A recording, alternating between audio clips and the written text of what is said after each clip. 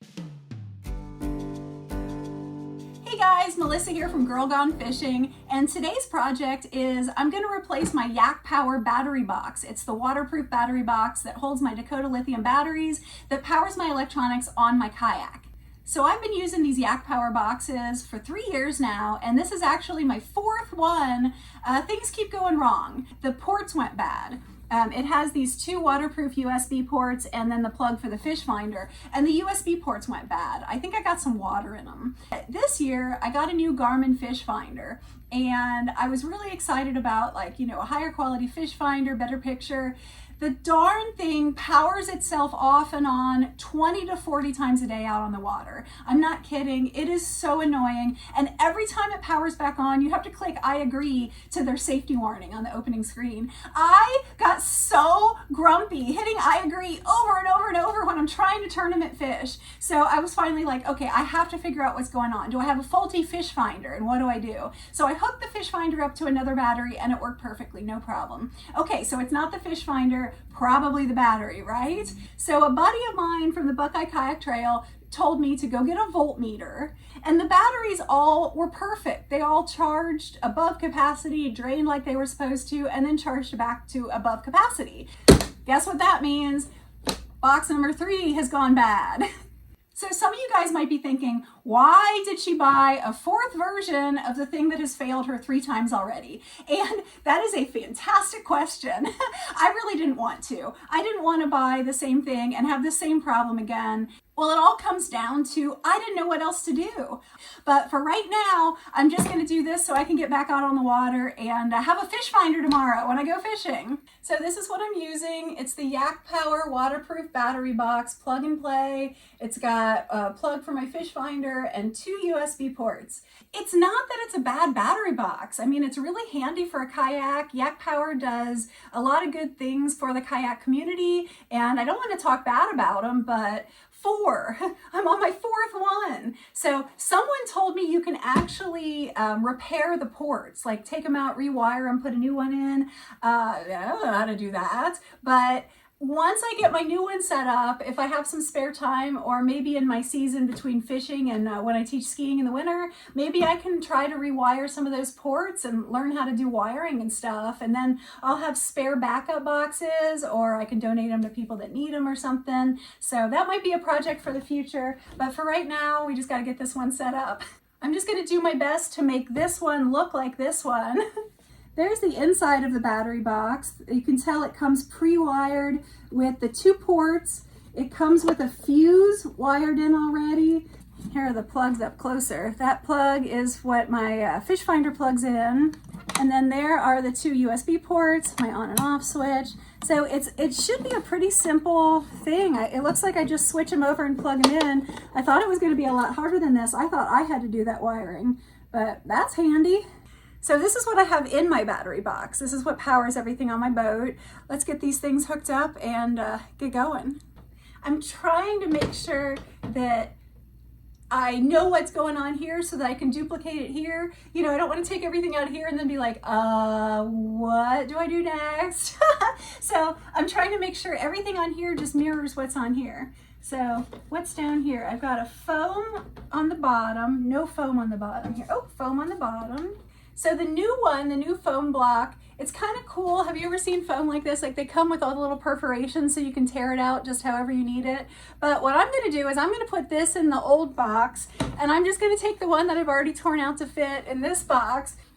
So I've got the foam on the bottom of the box. I've got the foam around the outside. It already comes with the foam installed on the top. So let's just see if I can get these batteries to fit in here. I'll start one on that side. Push one to that side and see if I can get this guy to wedge in the middle. So I've got the batteries put in the box, and now I'm going to take this little seatbelt thing.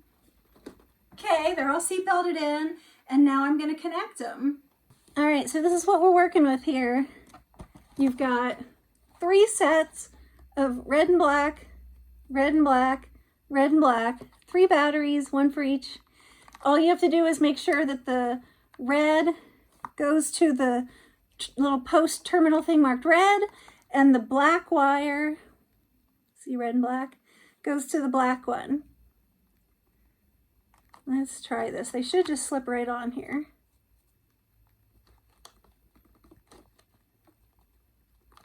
Not slipping. Let's try this one. Okay, I'm not gonna be able to do this standing up, so let me go sit down and try it. Well, I'm stuck. Things were just moving along too well and something had to pop up to derail it, right? So I can't figure out how to get these things plugged on to the little terminal things, the little post things. When I compare these, the attachment things, to the previous battery box, the previous ones are actually larger in size and much more open on the inside. These are all full of like metal. So I don't know if I have to get in here and kind of open them up with something, or if they're actually too small overall. Like, did I order the wrong size? Was there a size option I didn't even notice? I don't know. So I'm gonna take this up to Brian at Strictly Sail Kayak and ask for help. I don't like asking for help. I like figuring it out myself, but I couldn't figure out how to Google this.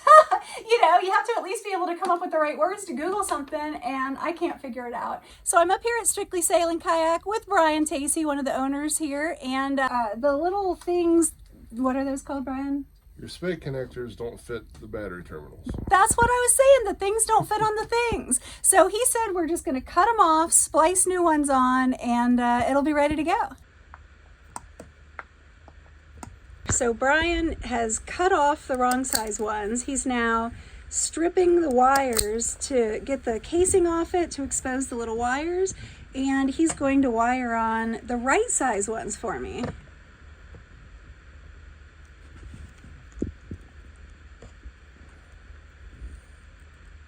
So he's replacing the ones that came with it with these heat shrink female spade connectors. So you stick it on there and squeeze it tight with crimpers, and look at that, they fit. Now these say heat shrink. Are we supposed to heat them? Yeah, we're just going to make sure they all fit first, and then we'll come back with a lighter and shrink them down. I guess that's the spade connector version of measure twice, cut once. Let's see, I could shop while he's working on my stuff. No, I'm learning how to do this stuff. I'm gonna do the last one. How far in do I put it, as far as it goes? Pretty much. What if the little wires are just bending? Are they supposed to go in something? Yeah, they're supposed to go in the little metal part. They won't go in. Brian, it's just bending the wires. Do I twist them to make them stay together? You can. See, you made this look so easy. So I'm trying to get this little bundle of wires through a tiny little hole in here, and then we're going to be able to squeeze it all together. But, God, it looks so easy when Brian did it, but the little wires keep separating. All right, pause. Training class. All right, so I had Brian demo one for me, and when he put it in, he twisted it right as soon as he was trying to capture all those little wires into the hole, and it just went on really smooth. So that's the secret. I twisted them to start to get them all together, and then got it close and just twisted the little thing, and they went right in. And now I just push it in as far as I can and squeeze. Push it in the very bottom area of these pliers where it says insulate. It's INS for insulated. Okay. And I'm squeezing right in the middle, the dip of the thing? Just don't pinch your finger. He has such faith in me.